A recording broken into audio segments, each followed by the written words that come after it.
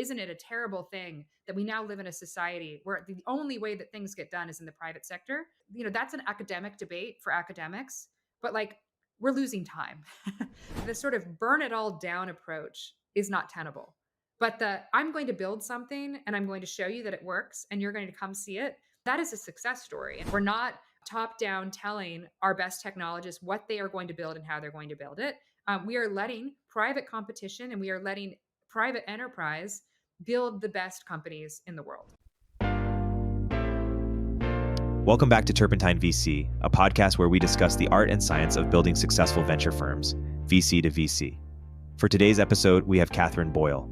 Katherine is a general partner at Andreessen Horowitz, leading the firm's American Dynamism Fund. We discuss why Katherine and a16z started the American Dynamism practice and what they hope to accomplish, how the next SpaceX will be built, and the type of characters that build extraordinary companies, and more. This episode with Katherine was originally recorded several months ago, but still is relevant today. Here's our conversation. Katherine, thanks so much for joining. Thanks for having me, Erik. So, Katherine, by way of introduction, for people who are not deeply familiar, I want you to define American Dynamism and more so define the story of how it came to be, because it's not obvious that a style reporter for the Washington Post, later turned Stanford GSB graduate, would come to create or popularize the American Dynamism practice in venture capital. Even just calling me out as a style reporter, that's like a whole other story. I'm negging you, yes. So thanks for ruining my credibility at the beginning of it. But what is American Dynamism? So the sort of traditional definition that we use is it's companies that are actively supporting the national interest. So a broad category of companies in, tech companies, aerospace, defense, national security, but also things like housing, education, infrastructure, transportation, any company that technically touches something that deals with government. So whether they're selling to government, whether they're regulated from day one because they have certain restrictions of who they can sell to outside of the US, or whether they're a company that touches all citizens' needs. There's a variety of different companies that we would put into that bucket. But the reason that we started the practice actually goes back to sort of a lack of Silicon Valley understanding, I think, in the last 10 years, how important these companies are for a functioning society. There's a variety of reasons why Silicon Valley and Washington kind of stopped working together. When you think about the origins of Silicon Valley, the Silicon Valley was built by the Department of Defense. It was built by defense contractors. It was built in conjunction, hand in hand, during the Cold War with Washington. And then sort of, I'd say like post 2001, 2002, things started really kind of going in opposite directions. Probably a variety of reasons for that. Maybe it's because California is so far away from Washington. Maybe it's because there was sort of a division of the types of jobs that elites were going into versus the types of jobs that people were going into in Washington, or the types of interests. Probably a variety of different reasons. But something happened where Silicon Valley and Washington sort of lost touch. And I'd say that in probably 2015, 2016, we started noticing, and I personally started noticing companies that started saying things like, oh, well, I care about national defense, or I care about the country, not speaking of things in terms of needs of the entire world, but things that are very specific because of physical reasons or because of regulatory reasons that really anchor around America. And in 2016, 2017, that was sort of a contrarian, controversial thing to say. And here we are in 2023, where this has become a category of company that many founders want to build, realizing that the needs of the country are unique and are important. And in a time where history has begun, where there's a land war raging in Europe, it is no longer controversial to say that a strong America is important. And you recently had an article where you talked about why it's critical to invest in America and how VCs should approach American Dynamism, but also how VCs should be approaching China. Why don't you unpack the argument you're making there? Yeah, so I mean, the argument we're making is that Silicon Valley has to be involved in this conversation that Washington has on the important needs of like the needs, serving the needs of citizens, but also thinking through our place in the world. And for a long time, Silicon Valley sort of stuck its head in the sand and said, we don't really want to be part of this political conversation. We're building things over in California. We're doing our own thing. Please leave us alone. And that's not possible anymore. And I think you kind of have to go back to like 2010, 2011 and kind of realize The last decade has been fundamentally transformative for tech as an industry, but also for the country, where tech is no longer this little kind of thing out in the shadows. It is American dynamism. It is the way that we build things now. Like the venture backed model is how we build new companies in America, and increasingly it's how we build companies in the world, or in the world, in capitalist countries. And so it can't be divorced from our regulatory sector. It can't be divorced from the way that we provide citizens with civic goods. And there has to be, I'd say, a stronger partnership and a stronger relationship between those two entities, and also an understanding of what we're good at. Silicon Valley, and I use Silicon Valley broadly. I don't mean it's no longer a place in California. That's changed. One of the things I talk about in the article is that we launched this practice 18 months ago. I haven't made a single investment in San Francisco, which I think is shocking to people, or in San Francisco, Silicon Valley broadly. I mean, I've made investments across the country in various states, and I think that is new. And so, in some ways, it's like tech has sort of finally achieved its promise of being able to kind of be anywhere. A kid in Kansas can build a company in the same way that a kid in Silicon Valley or New York City can. And so that's fundamentally a good thing. But we still have this sort of issue of Washington being deeply skeptical of what Silicon Valley does, and Silicon Valley being deeply skeptical of what Washington does. And I think ultimately they're going to have to come together in order to solve some of these big civic problems.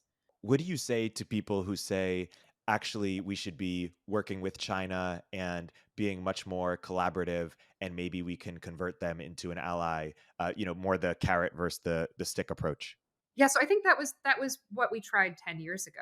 That was certainly an approach that people believed in, and that was why a lot of companies, a lot of firms, but also just a lot of leaders across industry and across government believed that that was possible. And I don't hear anyone reasonable saying that anymore. People aren't. There are people not saying things. There are people who are quiet, but no one is saying, "Oh, we can work with Xi Jinping." Like no one is saying that. No one's saying the CCP is going to be a great partner for America. China's not even saying that. The new ambassador to the U.S.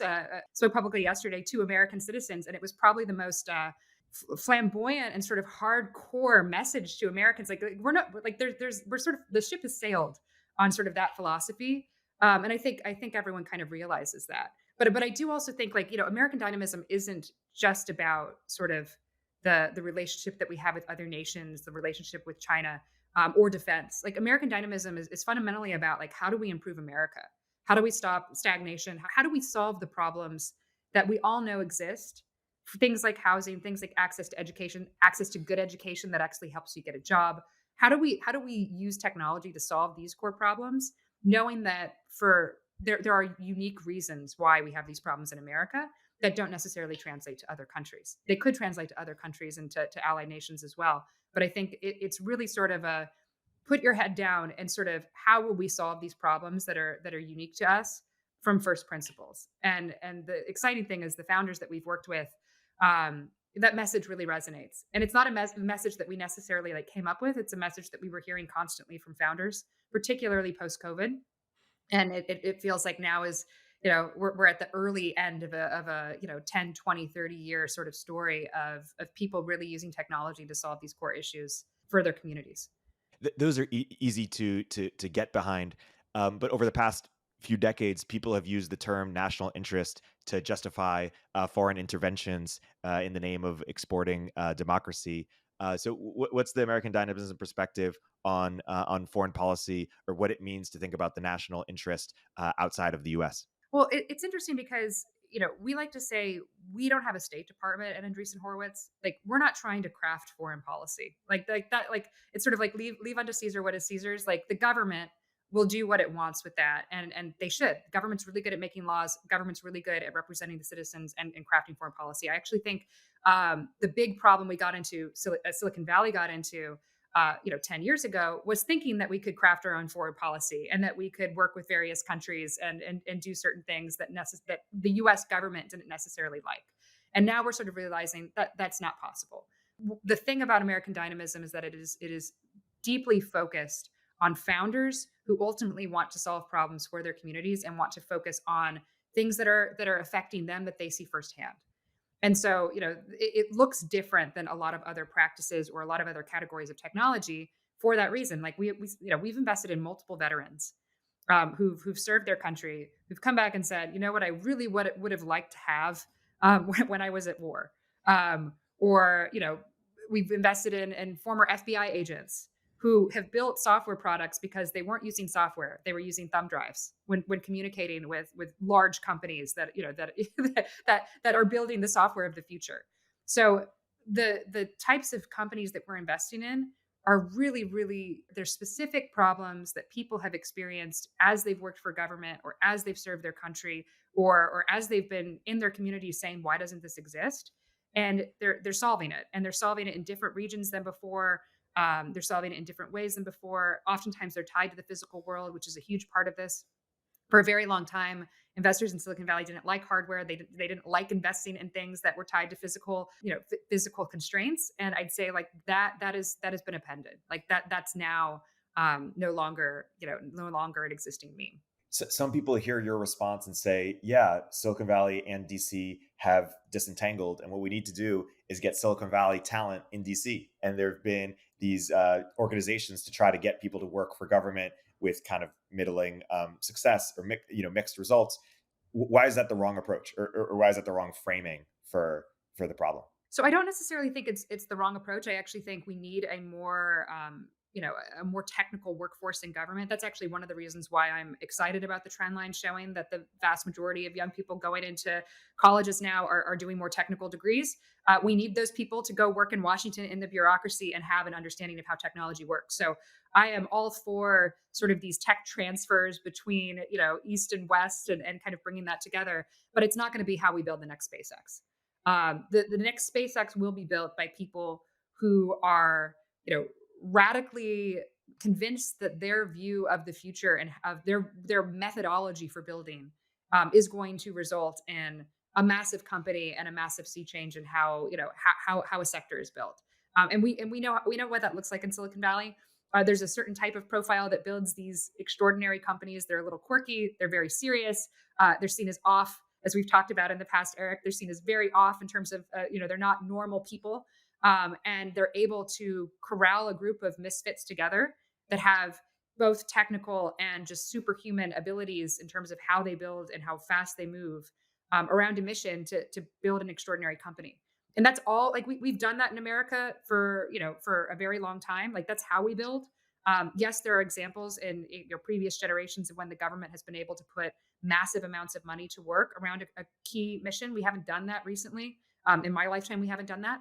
And the way that we've achieved extraordinary things since I've been born as a millennial, born in the 80s, was through companies, using either the venture capital model, which has become more common over the last few years, but people coming together and building things outside of the bounds of government. And so I think we need to continue doing that, but I think we need to continue doing that in a way where government is working hand in hand with Silicon Valley and ensuring that the critical needs, whether they be defense needs, education needs, housing needs, are met, because this is the only way that we're going to meet the needs of citizens in this country. It's the only way because the private sphere has the right sort of incentives, basically, to acquire the best talent. The best talent needs to be incentivized in a proper way and given the room to run. So I think there's a number of reasons, but yes, I think the division between the public and the private sector and the delta between not only the economic delta, the status delta, the fulfillment delta, if we're going to use a millennial term in terms of what young people are looking for in their careers, all of that has gotten wider and wider and wider. I think Mad Men sort of explains a lot of what the country is today. And there's a scene in Mad Men where you're watching sort of these high power ad executives who the equivalent would be hedge fund managers, investment bankers, very elite Manhattan jobs. They're leaving their swanky restaurant to go back home. And Don Draper gets in his Cadillac, very fancy car in the 60s, when it was filmed. And he goes home to what seems like a very nice middle to upper class house, but there's no helipad. He doesn't live in a compound. And it would have looked very similar to what someone who worked at the CIA, someone who worked at the White House, someone who worked in Washington, if they were coming back from a fancy meal in Washington, D.C., they would have gone to the suburbs of Northern Virginia and gone to a similar house, which is to say that there wasn't as big of a delta between the most elite high status jobs in Manhattan in the 60s and the most elite high status jobs in Washington in the 60s. And now there is a massive, massive difference between if you work in government and if you work in private sector. And that change, I think, is fundamentally why you see young people who go to terrific schools and major in international studies or government or politics, and they have sort of the ability to go into the bureaucracy. And vast majority of those young people decide that want to go work in the private sector, and they ultimately go work in the private sector. So this is not a new thing. It's not something that like is even that controversial. In the late 80s, actually, Paul Volcker was the chairman of a commission that he deemed a quiet crisis, which was, why is the bureaucracy being decimated in this country? Why is it that we cannot recruit young people to work inside of government for long careers? And that was in 1989, 1990. So where are we now? Things have only gotten worse. And so the idea that government can do these things without the help of the private sector, or that government can decide how things are going to be built and sort of keep the private sector at arm's bay, as has been has been the case for how government likes to work, it's just not tenable. There's going to have to be a deeper partnership, and there's going to have to be an understanding that the people going into technology, and particularly the young people who are very equipped in understanding how technology works, are going to have to be a part of all of the solutions that government needs to provide its citizens. Hey, we'll continue our interview in a moment after a word from our sponsors. If you're a startup founder or executive running a growing business, you know that as you scale, your systems break down and the cracks start to show. If this resonates with you, there are three numbers you need to know: 36,000, 25, and 1. 36,000. That's the number of businesses which have upgraded to NetSuite by Oracle. NetSuite is the number one cloud financial system, streamline accounting, financial management, inventory, HR, and more. 25. NetSuite turns 25 this year. That's 25 years of helping businesses do more with less, close their books in days, not weeks, and drive down costs. 1, because your business is one of a kind, so you get a customized solution for all your KPIs in one efficient system with one source of truth. Manage risk, get reliable forecasts, and improve margins. Everything you need all in one place. Right now, download NetSuite's popular KPI checklist, designed to give you consistently excellent performance, absolutely free, at netsuite.com/turpentine. That's netsuite.com/turpentine to get your own KPI checklist. netsuite.com/turpentine. So some public-minded people hear this and they think something is really lost by the idea that much of our sort of services that used to be given by the government are now better served by the private sector. And I remember when I was in college, there was this book we read called The Rise of Neoliberalism that lamented the rise of privatization across everything. I'm curious why, how one would respond to that. To me, the mental model is either something has to be controlled by an individual person like SpaceX and Elon, CEO, or it's this kind of unaccountable bureaucracy that is neither accountable to the market nor to a voting base. Like most government agencies, they don't, they can't get fired, or many people can't get fired, and we don't vote for them. And so there's this kind of myth that it's all democratically elected and democratically accountable. Is that your read too, or what's the right way of thinking about the trade-offs between privatization and the opposite? I'm more interested in the question of who gets results.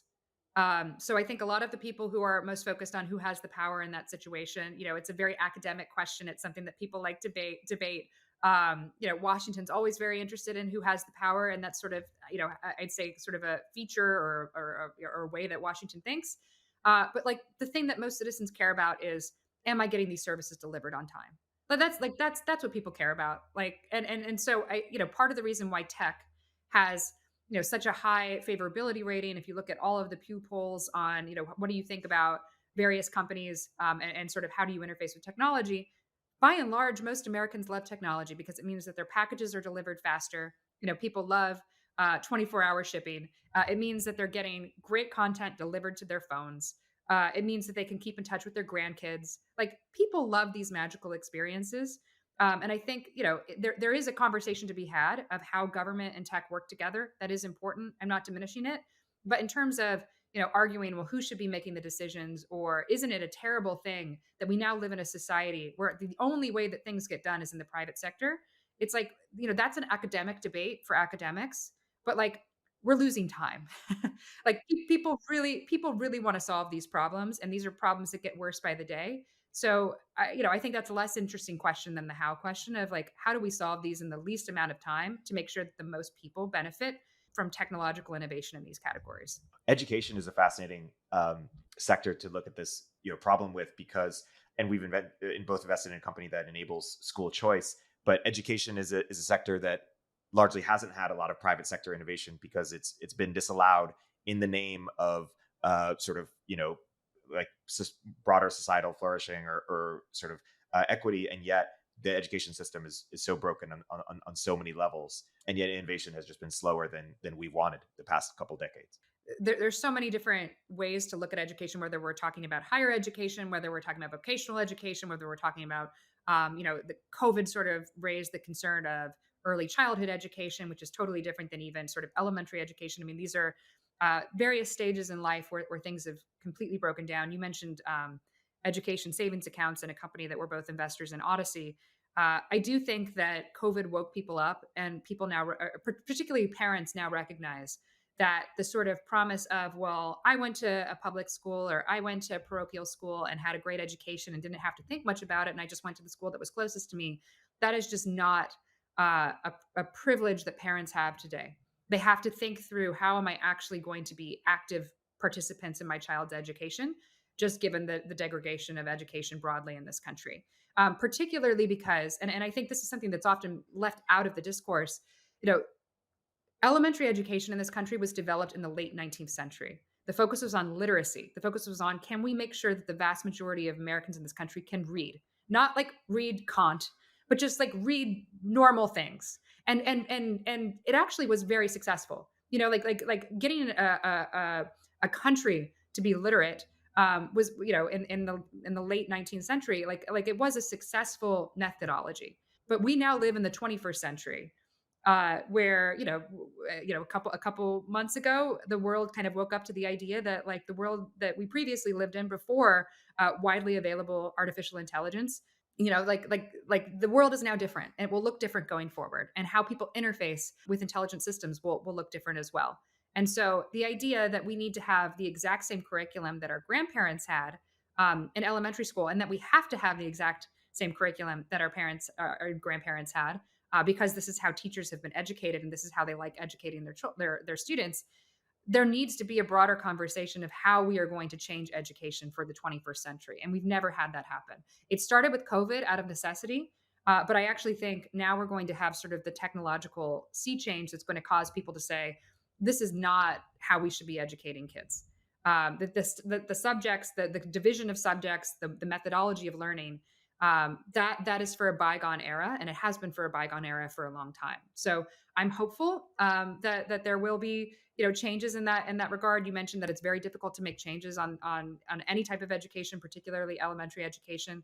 But I think something like ESAs that gives parents the opportunity to choose how they're going to spend the dollars that would have been allocated to school, to educate their child, it gives them the opportunity to decide how they're going to spend the dollars. I think that is probably the most fair way for parents to decide to take bets on their children's own education, and to also, know the needs of their child. Like, parents know better than anyone right now, given what they had to go through in COVID, how their children learn and what their children learn and what they're interested in. And so getting them more involved in the process of education, I think is a net good for society. You've talked about how one of the reasons why there was a status decrease in working for the government is because of the when we took away the mandatory draft in the 70s. What do you think is something we should do to reinstill a greater need for public service, or make working government higher status again? Yeah, and I don't know that it was even the status thing. I think it was more of a understanding of sacrifice for your country and understanding of sacrifice for your fellow man. And to go back to Mad Men, I know I'm talking about Mad Men a lot, but it really is, I think, the show that sort of encapsulates American stagnation and sort of American change, and sort of does it in a very great way. There's this epic scene in Mad Men where Roger Sterling is talking to Honda, which was it's a Japanese company, and it's 20 years after the end of World War II, and he refuses to be in the meeting. He's very rude to them. He gets kicked out of the meeting by Don Draper, who's the protagonist, because he says, I served in World War II. And it is still very raw. I lost friends. I think like that's the quote. I lost friends there. And Don Draper has to say, like, you fought, like you fought this war so that we could be in a safer world, and now we are in a safer world. So move on. And that was sort of the view of how, and Don Draper fought in Korea. It was like you looked at all of these executives that were, at the height of their careers, and they had all served in live wars. They had all sacrificed for their country. They had all seen horrific things. And their country then told them, thank you for your service. Now get back to work. And everyone had that experience. And now it's been completely divided, where the vast majority of people who go into the military are not, um, you know, elites going to top universities. Like, it's not as common of an experience. It's become more of a, I think there's something like 7 states account for more than 51% of enlisted men and women. And it's not necessarily even the biggest states by population. The military has become a much more siloed experience in this country. And the military used to be a proxy for serving your country. So we've lost sort of the thing that, one, creates binds between people of different regions, socioeconomic class, different belief systems. Where when you're serving and fighting alongside someone who's different than you, but you're fighting for the same beliefs, that creates a camaraderie that this country had until 1973. And so I think in some ways that can't necessarily be replicated by other types of service organizations, or by a college experience that excludes people based on income in many ways in this country, or people based on class in this country. So how do we replicate it? I don't know. I think there's been lots of ideas about, oh, well, can we create a national call to public service that would like their pipe dreams. No one would ever vote into law a system that says every American between the ages of 18 to 20 has to serve in a certain capacity. It'd be nice, but that's just not going to happen. We don't have the will for that. So I don't know how we replicate a system that forces people to believe in something greater than themselves, and to sacrifice something to sacrifice something that's greater than what they have. Like, we don't have that experience anymore that's universal across this country. And it's probably the biggest change in the last 50 years that no one talks about. And it has a lot of sort of secondary effects that we may not appreciate. Like, we've been talking with our friend Antonio, or he's claimed that Israel's mandatory conscription maybe even inspires things like or keeping their birth rate high, because people settle down early or become adults sooner in their lives and start to think about the future, and maybe that leads them to take their 20s more seriously and have kids earlier. Well, no, I mean, there's probably a lot of downstream effects, but it also, I mean, I'd say the sort of immediate effect, and anyone who served in the military and even in the all volunteer forces is very much the case, that you meet people from different walks of life. It's the most diverse organization in the country. You meet people who have different experiences, different viewpoints, and you're forced to work alongside of them. Whereas you can't say the same thing about Google. That's not the you can't say the same thing about Harvard. Like the institutions that have sort of replaced for pockets of society, the institutions that would have replaced this experience at the ages of 18, 19, 20 do not offer the same sort of rigor, but also the same sort of, you have to work with people who are different than you, which I think sets you up very well for the rest of your life. And most Americans don't get that anymore. Shifting gears a little bit, one thing I've reflected on is Elon taking over Twitter and then just like a whole regime change, and making it a new kind of act like a startup again, in terms of being able to ship new products and sort of reinvigorating. And of course, when you're a startup, things are messy. Has shown me that could happen at a massive institution. To which Balaji says, yeah, it could happen in a company, but it can't happen at a government level. But it seems like FDR did that to some degree, or it seems that there have been some presidents who've been able to implement kind of I don't want to say a different regime, but just a wholesale like reset of some institutions that were 100 years old or many decades old. And some people are calling for things like that in certain agencies. Do you think that is potentially practical, or potentially where things could go, or what do you take even from that idea? I think SpaceX is a better example than Twitter, because Elon Musk was seen as this sort of crazy guy who said, I'm going to kind of reshape the launch industry and we're going to go to Mars. And it's a perfect example of Washington ignoring him for a very long time, until it became impossible to ignore that he had built the best rockets, that he had made them reusable, that he had completely transformed an industry that would not have been able to transform itself with insiders.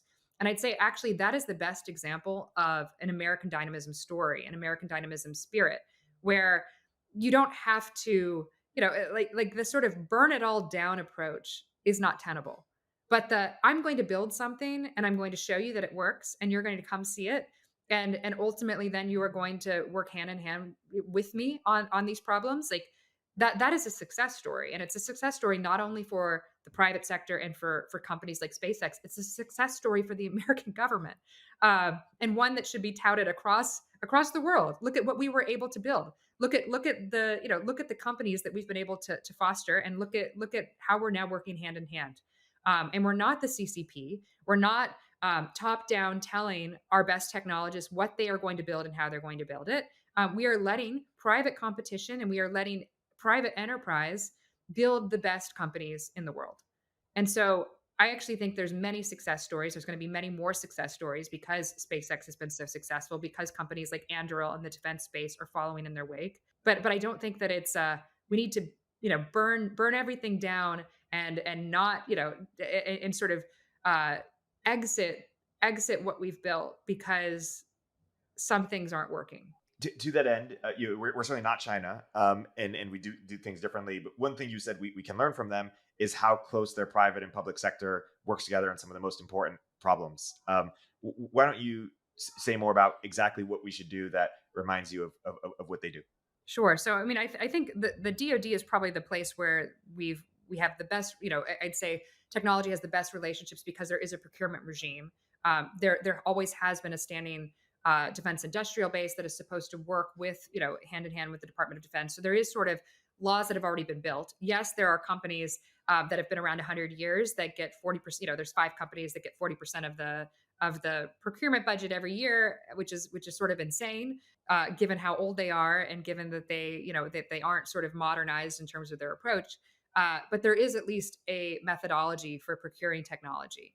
And what we've seen that works, and it's very different than the CCP model, is you are going to be told exactly what to do, and if you don't comply, there will be consequences. That is an authoritarian model, and sometimes you could make the argument. Actually, Palmer Luckey, who's the founder of Anduril, makes this argument. It's probably an easier way to oftentimes make companies and make technology, but we have a different model that should be and should be prized, which is capitalism, which is let the best technologies win. Like let there be robust competitiveness, and real competitiveness, not like faux competitiveness of innovation theater, where then the contracts all go to Lockheed Martin because they've been around the longest, which is oftentimes what happens. But real competitiveness, like who can create the best rocket? Whoever can create the best rocket gets the contract. It's a very simple thing, and I think that is what we need more of. And honestly, that's where we're moving more towards. And I'm hopeful. Maybe I'm naive, but I'm hopeful that we're seeing the Department of Defense sort of wake up and have been over the last few years and saying, okay, AI is very different than battleships. Having autonomy in a lot of our systems, and building next generation capabilities is going to come from new companies, and therefore we have to be able to make decisions fast, and we have to be able to award real contract dollars. One you mentioned earlier about America being a great place to come build a family and a life for your family. You have a quote here. You've said previously, "I've always believed that much of American life and history is experienced through the rise and fall of families." How is that true for your family? And unpack that quote. Yeah. And I'll have to say it's not my quote. I mean, like that quote has been repurposed in so many. It was the hallmark quote of The Departed, which of course is one of the greatest mafia films ever created. Daniel Hawthorne, said something similar. Like not an original thought at all. I think a lot. It's interesting. Like I was reflecting actually with you and a few others on sort of the life extension movement in Silicon Valley, and I think that is a very specific Silicon Valley millennial movement where people only think about their lifespan. It's like 0 to 80, 100, maybe 120 if all this stuff works out, whatever. And they don't think about it. They don't think about it through the life of their family. Other cultures, I think, are much better at this than the sort of American individualist experience of I exist on this earth as part of a long story of the family, and my life is not, over at whatever age I die at because I have, children who carry on the legacy, carry on the name, carry on the experience of the family, and these family stories actually matter. Um, and I very much come from a tradition like that. Oftentimes, you only hear people talk about like bringing shame to their families if they're, first generation Americans or whatnot. I'm not, my grandfather was an immigrant from Ireland. I have, I say in some ways the experience of my family comes from their beginnings as, very poor. The two things they had in common, my paternal grandfather came from Ireland at the turn of the 19th century, ended up in the coal mines, fought in World War One. My maternal grandfather fought in World War Two. Grew up as, one of 12 children, didn't have, graduated from eighth grade, but didn't have a high school education, and drove a truck his entire life. And so when you look at two generations to go from that experience in America of driving trucks, coal mines, fighting in wars, coming over on boats, um, to sitting here and having a conversation with you, that's an extraordinary American story. And again, it's a story that's becoming less and less true for people. And there's reasons why very ordinary men were able to benefit from hyper growth, strong public and private investment in technology, a strong investment in education, all of these things that I think were the hallmarks of the 20th century. Very ordinary people and very ordinary families were able to go from working class, working poor to middle class. That is changing. And that I think is probably the question of my life, the story of my life, how I ended up escaping that. There's probably some reasons for that, luck being a huge portion of that. But I also think like there is sort of this question of believing the memes that society gives you. And for too long, for the millennial generation in particular, there has been this meme that you cannot escape your past. Um, that everything is sort of set in stone. There has been sort of an epic focus on the culture war versus on actually doing things and building things. And I look to those generations of people who didn't know that much or think that much, but they did a lot, and they believed that they could escape their past.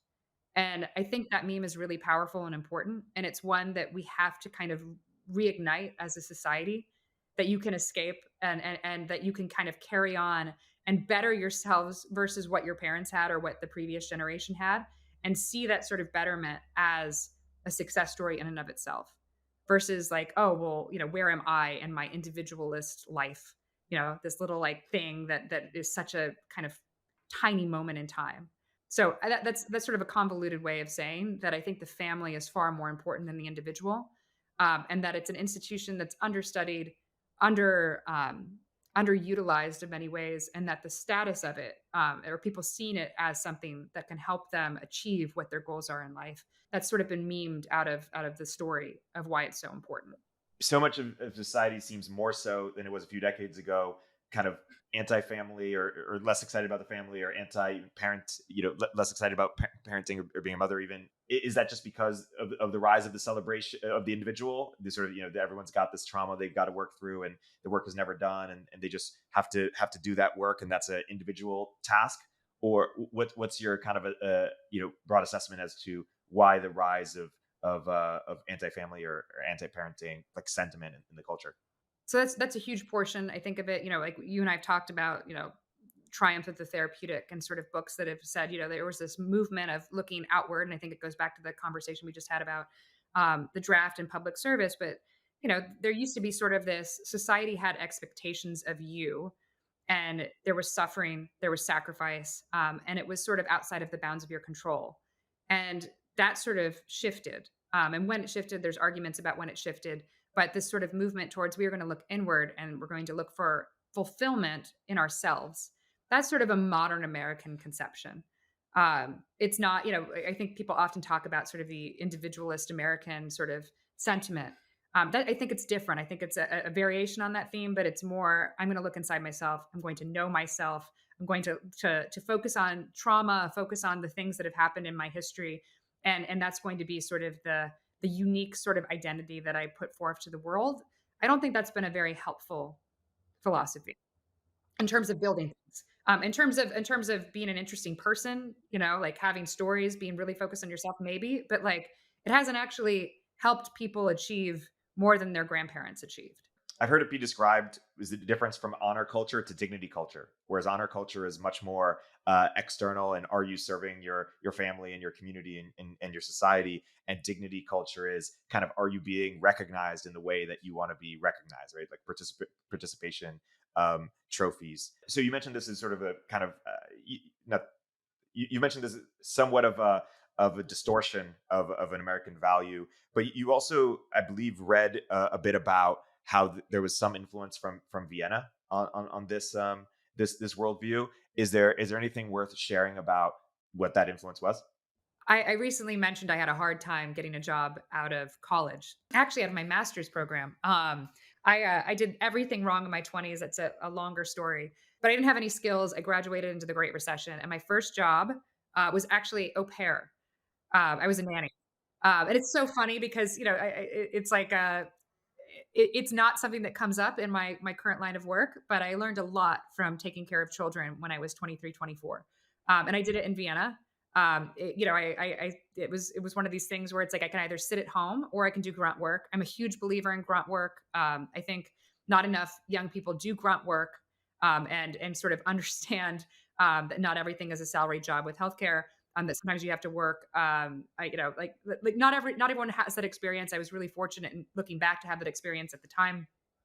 Was not fortunate to have that experience, but decided that if I was going to go, do this type of grunt work, and have a job, that I needed to do it in a place where I could learn a new language and that sort of thing. So ended up in Vienna. It was a place that I've always been fascinated by, and I lived about a block away from Freud's house, which I thought was really interesting at the time. But it's like if you spend time in Vienna, you realize that it is an underexplored, understudied city in world history, but also the impact that tiny little pocket in time of the late 19th century, particularly when there were writers and dreamers and artists and philosophers and frankly like psychology was born in these coffee houses, that has now been exported across the world as the only way to understand your mind. Like the dominant theory of mind is the kind of Freudian psychology of what happens to you in your childhood, that you need to dive deep into the depths of your soul through talk therapy.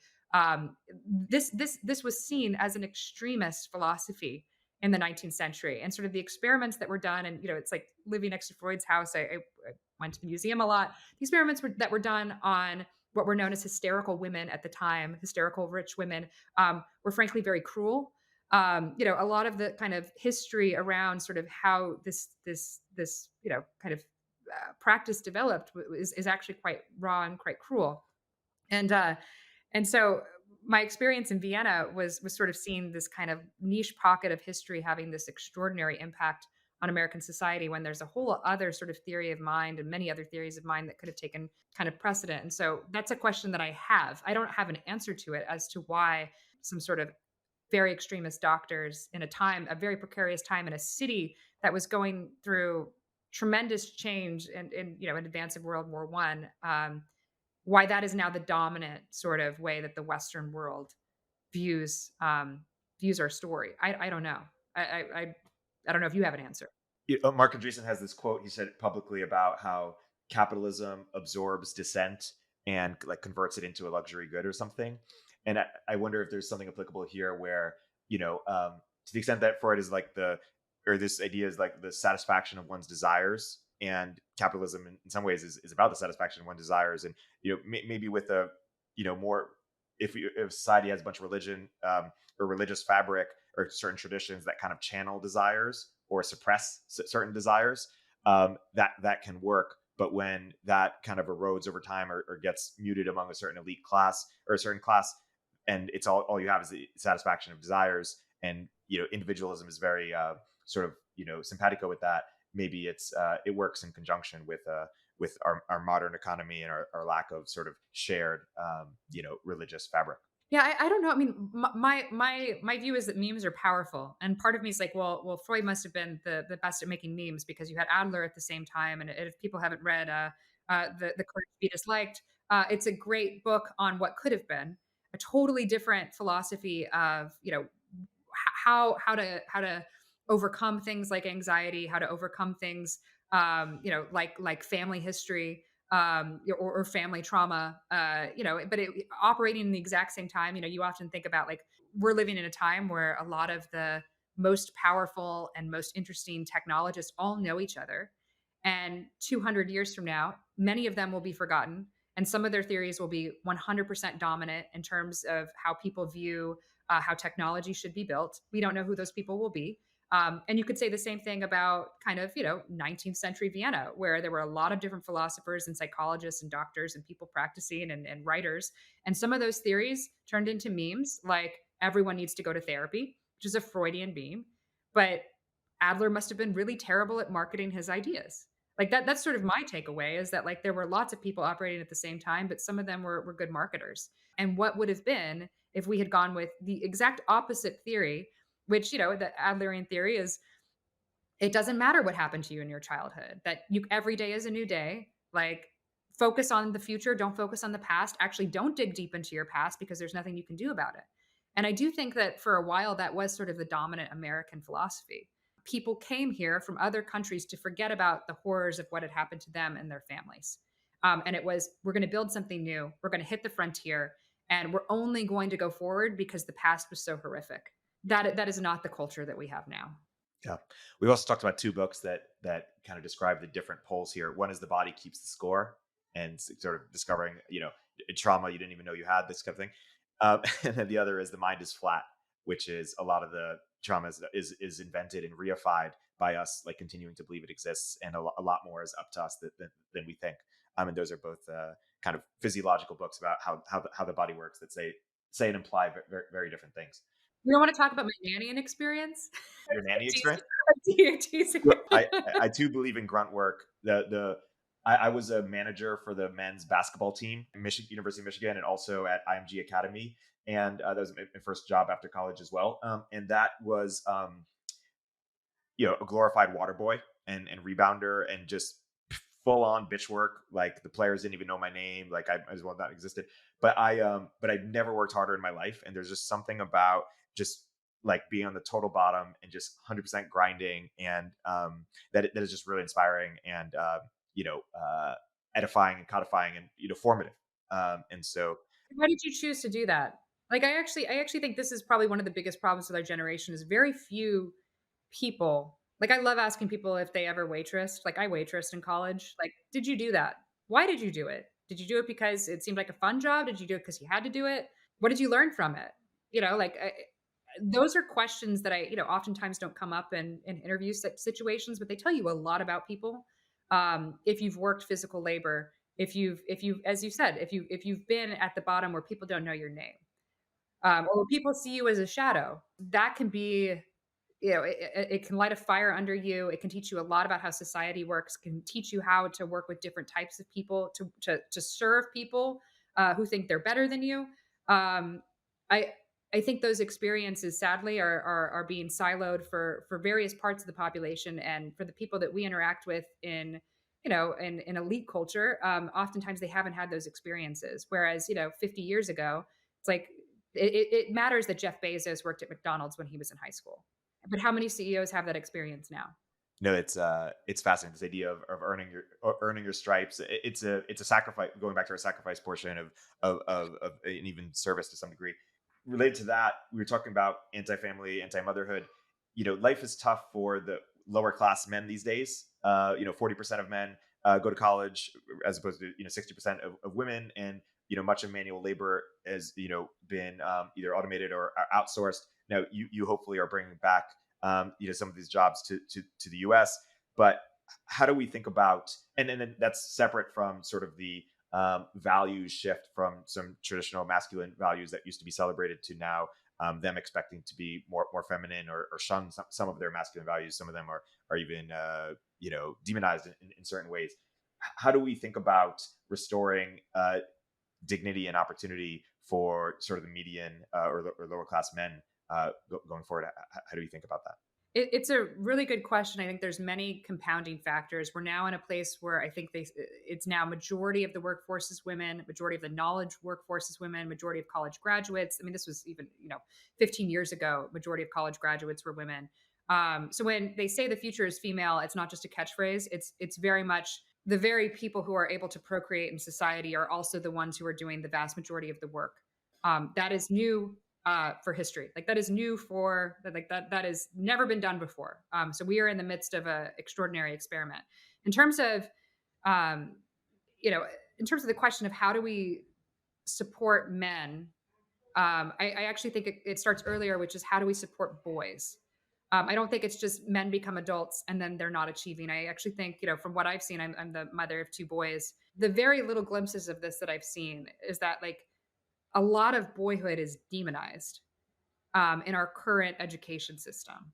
And there's people who've written far more about this than me, but or and it's something that I've just experienced where if you're not sitting in your chair, if you're not reaching certain milestones by the appropriate age, if you're very physical by age 2 but not very vocal, there's something wrong. And I think that sort of medicalization of what is probably gender difference, which that sort of medicalization of it is not healthy for boys.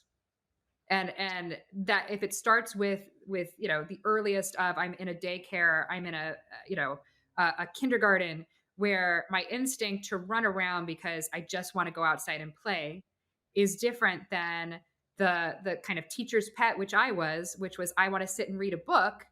Of course, every adult wants the little girl who's going to sit and read a book, or the little boy who's going to sit and read a book. But like when we look at sort of differences on a wide enough scale, the vast majority of boys want to go out around and play with swords. In that setting, it becomes, I would say almost an early demonization of the boyhood instinct, which kind of in many cases lasts throughout society.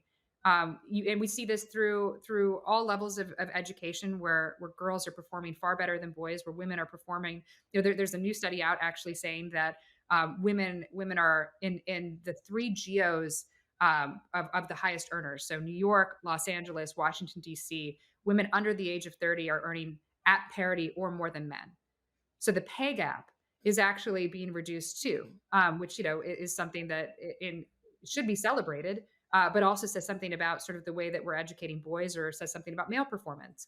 It shouldn't be zero sum. And I don't think there should. I mean, I'm probably feel the strong. I feel very strongly that the wars of the sexes are not healthy for society. That we should learn to work better together, and that we shouldn't have sort of this demonization of, oh, well, girls should succeed. And actually, there's a great book, and Boys and Men, Richard Reeves, who yeah, Richard Reeves has written, about that. It doesn't have to be zero sum. That the success of women over the last 50 years doesn't have to mean the downward spiral of men, and we have to figure out how to solve that issue if we're going to have a prosperous society. But I don't think it necessarily starts at young men aren't going to college. Why? I think it starts much earlier with uh, little boys are active in a way that little girls aren't achieving for some reason in elementary education. And why is that? And we have to be really stoic and really thoughtful about why that's happening. So we're not saying bring bullying back, to quote Sam Biddle in what I tweet, I believe, that started Gamergate. But we're potentially saying, hey, maybe we've gone so far on the other side of the spectrum in terms of cataloging all male or many kind of natural male tendencies as problematic by their very Well, nature. and definitely, I mean, I don't think it has anything to do with bullying. I think it has a lot to do with recognizing that children learn differently. And it's not even, and it's across children too. I mean, it's not just boys learn one way, girls. I mean, that's like very reductive and simple. That there are different ways that people learn. There are like some people, you see it early, like you see it so early when children are young. Like some children just love to take things apart and put things back together. Other children love to sing.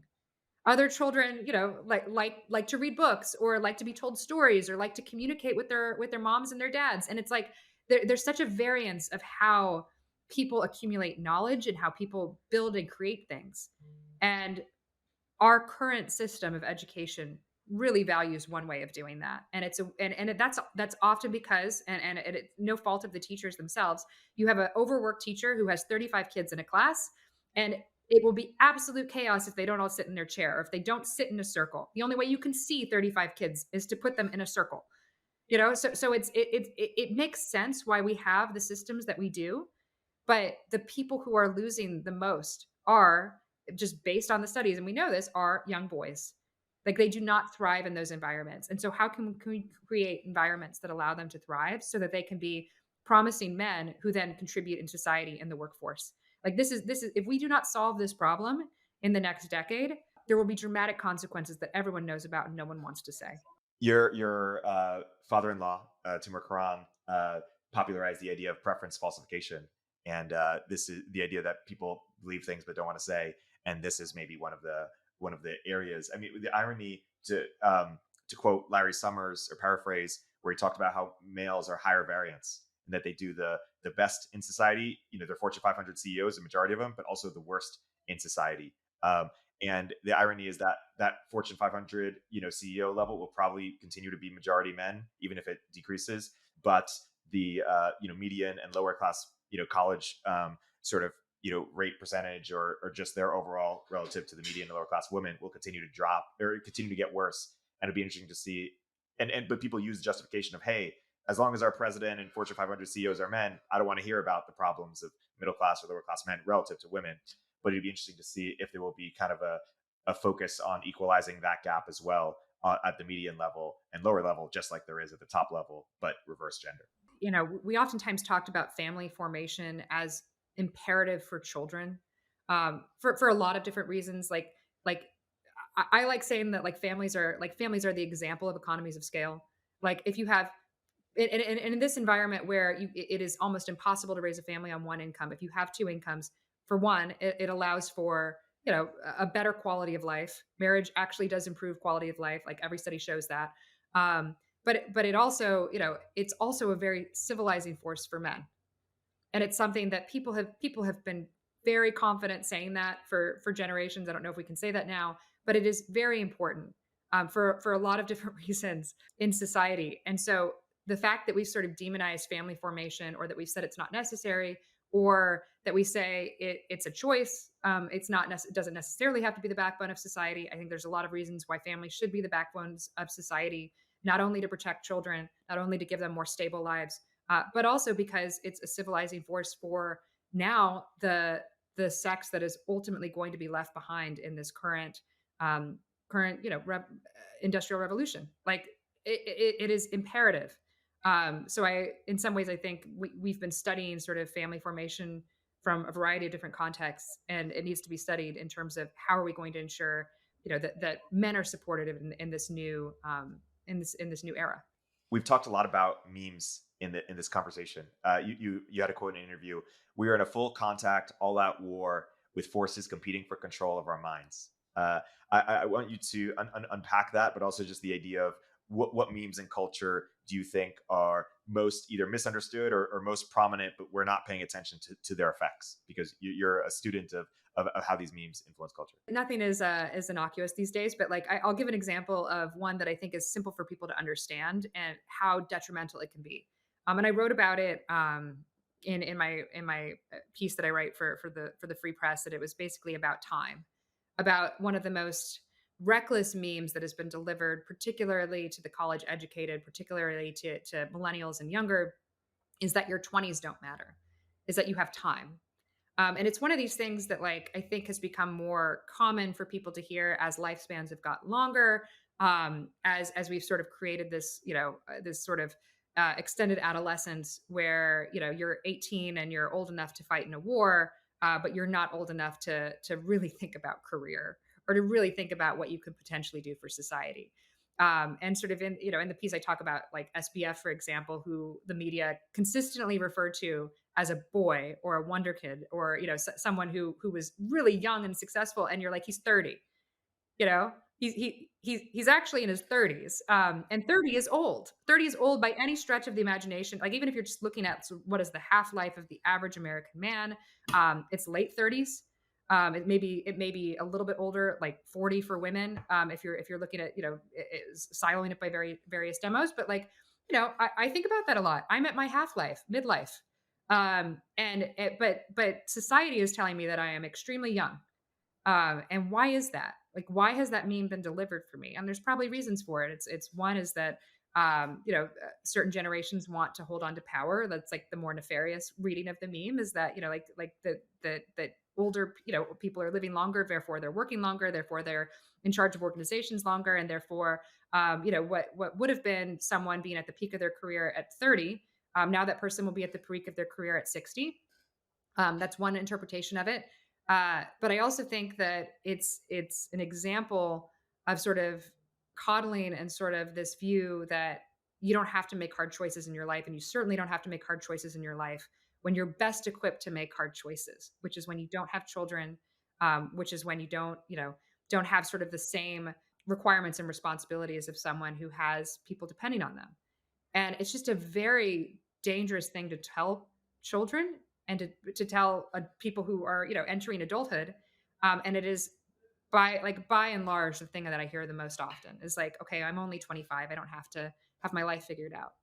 But, like, how great would it be if you had your life figured out? How great would it be if you knew who your spouse was? If you knew what you wanted your career to be? How great would it be if you had a 5-year plan where at 30, you would be operating at something that's compounding over time?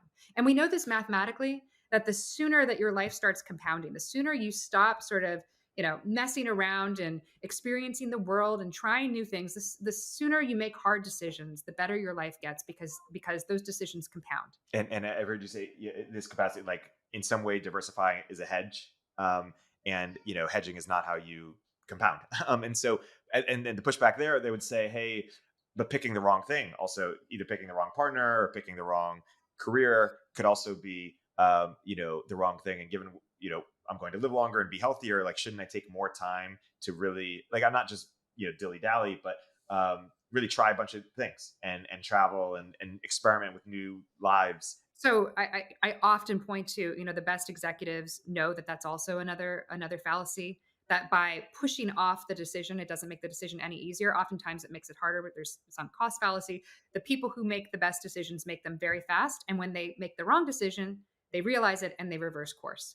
And oftentimes, we have this fear that we're going to make the wrong decision, but that's an unplaced fear. Oftentimes we make the right decisions about life. So, the sort of Bezos one-way door, two-way door, there are very few decisions in life that are one-way door. Even career. So I went all in on what was 100% the wrong career for me, and I was able to reverse that decision. It was difficult. I wish I hadn't done it. Like, I wish I had been smart enough to make the right decision, but, like, you can reverse your career. And oftentimes people do not want to do that. They don't want to go all in on one thing. They don't necessarily, want to commit to a person, to a job, to an identity. And I think the earlier that you make those choices in life, and the earlier that you kind of stop experimenting, there's so many examples of success stories, and that's sort of a very dangerous meme that has been given to people, so they won't compete with the other people who are making really difficult decisions. I mean, it's like this is the most dangerous meme. Um, so yeah, that's one example, but I think there's so many examples of people who are at war for your mind. And you have to ask yourself, what are the incentives of these people who are creating these memes? Like, do they want me to succeed? My parents want me to succeed, or the vast majority of parents want to see their children succeed. But, like, what about the other people? Do they really want to see me become the best version of myself? Probably not. Maybe this is a low trust society that I'm speaking in, but I think these memes are far more dangerous than people let on to. Well, I think about this a lot. Like, why do people celebrate other people being vulnerable on social networks, like about their failures and stuff? Because maybe they're kind of excited when you fail.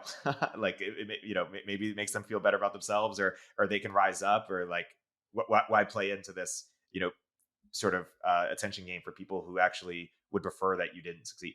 The memes are, people should strive for optionality and freedom, and yet they don't appreciate that, one, doing things like starting a company builds lots of optionality, because, or committing to something because lots of opportunities will emerge that you wouldn't have foreseen otherwise.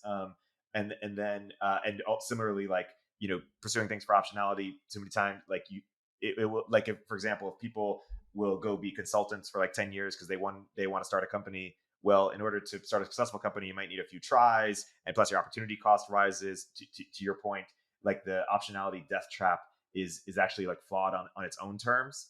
And then similarly, like, the freedom thing, David Brooks once said, what you chain yourself to is what sets you free.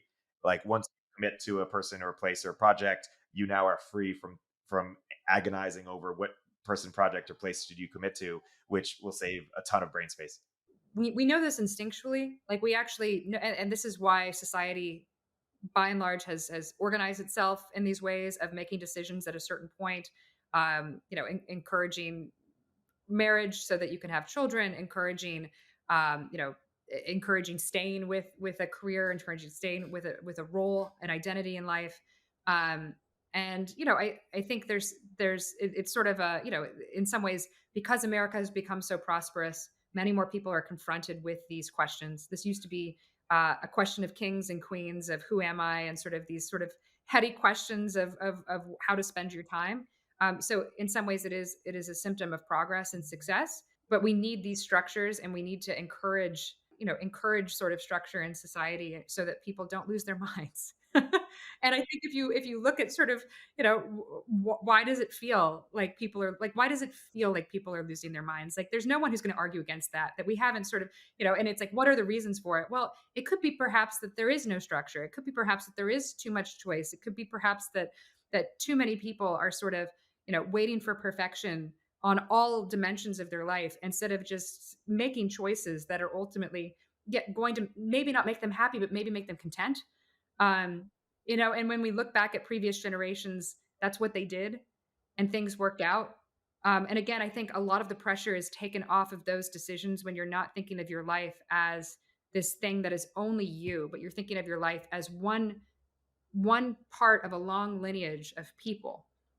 It's just comforting to know that it doesn't all rest with you, and that your choices, as long as you're sort of moving the ball forward for this group of people that are your family, your kin, like the people you care the most about, that's okay. It doesn't have to be perfection. We don't all have to, kind of achieve the ultimate dream. It's this great irony that pursuing what we think will make us happy in the moment at our whole lives in some ways won't make us happy or fulfilled looking back at our lives, whereas pursuing things, you've talked about the importance of suffering, or believing the value of suffering, things in which involve sacrifice and deep suffering, and hey, we're not happy at that given time because we're engaging in hardship, could lead to a life more fulfilled or happy. And what's ironic is that economic growth is really focused on removing privation, like basically going on Maslow's hierarchy of needs. And once many people have gotten great food and shelter and those needs met, and at some point it's all about increasing utility, but at some point you kind of need to introduce disutility. Like, you need to introduce that suffering, and capitalism doesn't do it easily for us, unless we choose to start a company or things like that. But there's this kind of broader layer of like this thing that was once the good and the thing to optimize for, which is the satisfying of desires on the lower level of Maslow hierarchy of need, doesn't help us get to that point, like removing suffering, right? Like, we want to move suffering to a point, but not all the way. And so how do we voluntarily introduce some level of suffering to have that level of meaning? No, and even if we remove all suffering, we introduce synthetic suffering. And suffering is a huge part of life, and how you deal with suffering ultimately defines you. So this sort of like push to reduce all kinds of suffering at the expense of any type of sacrifice or any type of progress, I actually think is part of the reason why we're so sad. I mean, if you look at every new poll that's come out, Jonathan Haidt has really good statistics around just depression and rising teen depression, and sort of the numbers are shocking, because it shows that the vast majority of people are sort of entering this world where they feel unhappy just being. And so we have to figure out why that is. It can't just be, like a lot of the hypotheses, I think, are wishful thinking at not doing the kind of real, kind of saying the truths that are hard to recognize, which is that maybe we're consuming memes that are very, very dangerous, or memes that are just not true, and that it's leading people to believe things that are actually harmful for them. Religions are sets of memes, among other things, and practices that help guide choice or restrict choice. And I believe you're Catholic and religiously inclined, but you're also pro tech and pro building. And one stereotype of that group of people, or certain peers, is they're not as pro tech or pro building because they see it as a threat to a certain way of life. I'm curious if you can comment on to what extent is that true, and if so, why are you different in that way? It's not true, because Pope Francis just came out very much in favor of AI. He actually said we should embrace new technologies responsibly and look at, the Catholic Church has a long history of sort of having a weird relationship with technology, oftentimes because it was a political relationship. But I think the Catholic Church is actually pretty pro progress and pro technology in terms of how we use it to become more human. We have to use it to become more human. not to make this a theology lesson, but I think I, I think people who are anti-technology because of their religion are sort of missing the point of how technology can serve us in sort of this, this sort of constant quest to become more human and kind of more divine. If you're sort of looking at it through that lens. To your question of like how did I become the way I was, or how has religion impacted my life? I mean, I think it's like religion impacts all aspects of my life. But the thing that I think, reflecting on sort of there aren't many really, really religious people, or people who believe, like I don't encounter many serious, serious religious people in my day to day life. And I think having grown up in a religion where I've constantly questioned it but never wavered in it, and having that be sort of the pillar of my identity, of who I am, of how I make decisions, it has made me a true contrarian. It has made me very disagreeable, because if you're going to live inside of if you're going to if you're going to wrestle with really, really deep questions from very early on, where people are telling you that you are constantly wrong, or that those religions just aren't relevant anymore, it forces you to kind of have an internal debate with yourself every day. And if you end up on the side of, actually, I believe this, even though everyone around me tells me that it's wrong, it is a lot easier to go into a boardroom and to say the hard thing. It is so much easier for me to go into a room full of people that are saying this investment will never, ever make sense, and to basically say, you're wrong. Because I've been told that I'm wrong so many times about so many things that I'm absolutely convinced in, that being contrarian on things like investment decisions is very easy. And so I actually think being a religious person in 2023 cultivates disagreeableness. Like, and especially if you're someone who's had to live with that and wrestle with those decisions every day of your life, it is a practice that has led to the ability to build a trait that is very useful in the corporate world.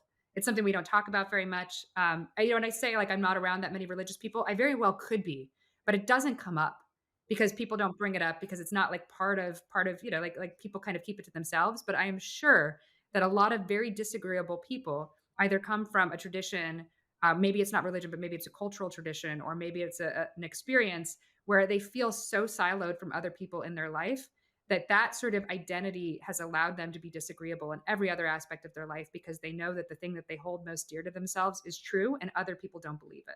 So it's been useful for me, in a very both granular way, but also in a this is also who I am. So it's definitely a part of not only how I make decisions, but just how I present myself. In some ways, it's not just pushing back towards people who are telling you you're wrong. It's also pushing back towards people who are telling you, why is it even worth pursuing, or ha ha ha, irony. It's an antidote to irony, among other things. And in some ways, the description you just gave is really similar to your description of seriousness, which we've talked about in the Moment of Zen podcast, of how doing something in the face of not of people telling you it's wrong, of people telling you it's stupid, of people telling you, why you're even doing this in the first place, just like deploying every tactic to get you to stop doing something. And someone serious or religious, is someone who does it anyways, because they believe and they have faith that thing is worth pursuing, and they pursue it single-mindedly. Yeah. No, I think, seriousness is sort of the way in which you pursue things, and it doesn't have to be, it can be any sort of job, any sort of noble goal, it can be anything. But I think the commonality of pursuing something with a serious mindset is that you will be mocked, that the world will come after you, and that you will be seen as, at the most extreme sense, you will be a pariah. Whether we're doing the secular example of that, which is Socrates, or whether we're doing the religious example of that, which is Jesus, like you will be seen as someone who is embarrassing at best and dangerous at worst. And so seriousness is actually the quality of that, which just means someone is pursuing a an activity that is noble and that is good and that is innately human, but in a way that makes others uncomfortable because of how deeply they believe. I think we need more of that. Like you and I've talked about this a lot. Like there aren't many people who see that quality as something they aspire to anymore. And maybe that will change. I think like probably the last time where we had a kind of large population of people who were serious about a mission was probably in World War II. And so it could change. But I think we need more people who are resolute in their beliefs and in their values and who are not afraid of the consequences of that. So gearing back to sort of the beginning of this conversation, here's a question for you. Do you think more tech people should run for office? Like, how do you think about that? Running for office is such a it takes a particular type of person who wants to put themselves and their family through that. And I think it is hard. It is a hard thing to ask people to do. We've actually made it very difficult for people who are not career politicians to run for office, just given how much you have to open up your life, how much it's almost impossible from both a business perspective, from a family perspective. A lot of tech people don't have the same sort of insatiable urge to be in the national spotlight. They just want to build things. So to ask them to then go and be performative, which, frankly, a lot of running for office is really more like acting than it is like being the CEO of a company, for better or worse. And so, there's a lot of reasons why people shouldn't do it. Would we be better off if more successful people across various fields decided that they wanted to give back through running for public office? 100%. Is that going to happen? No, because these people are rational and they've already been successful in their fields, and it's become harder and harder to enter the culture war, to enter these actual sort of political wars that we're going through. So I don't fault tech people for saying they don't want to run for office. I know I would never want to run for office, even though I think public service is really important. I think it's a really hard thing to ask a person to do unless they've built their life around this goal, which is why we have the culture in politics that we have. Teach for America helped raise the status of teachers by making this exclusive program that more people then wanted to do who wouldn't have been teachers otherwise. That's people in the beginning of their career. But I'm curious if there will be something like that for public service that will raise the status and importance and maybe even opportunity set for people who go pursue it as a way to get better people. I would hope so. I think there's been a lot of experiments with how to bring people from various fields into public life. I think the examples of people actually doing it and just the difficulty of it probably keep more people away from it than sort of the experiments. But I'm hopeful that at some point we can turn the card or completely change the course of America at any point. It's just what is going to be the event or what is going to be the thing that really leads people to say, I want to give back, I want to contribute, and we'll see what that is. I'm glad we spent the second half of this conversation talking about things like family and commitment and fulfillment and opportunity, because those are implicitly some of the values guiding things like American dynamism and why our country is so worth protecting and building for both internally and externally. Katherine, this has been a fantastic conversation. Thank you so much for joining and for building out your American dynamism practice. For any entrepreneurs building in this space, Katherine is the number one person to work with. We're lucky to share a number of companies in common, and couldn't recommend the a16z's practice any more than I do. Thank you so much, Katherine. Thanks so much, Erik. Turpentine VC is a podcast from Turpentine, the network behind Moment of Zen and Econ 102. If you liked the episode, please leave a review in the Apple Store or rate us on Spotify.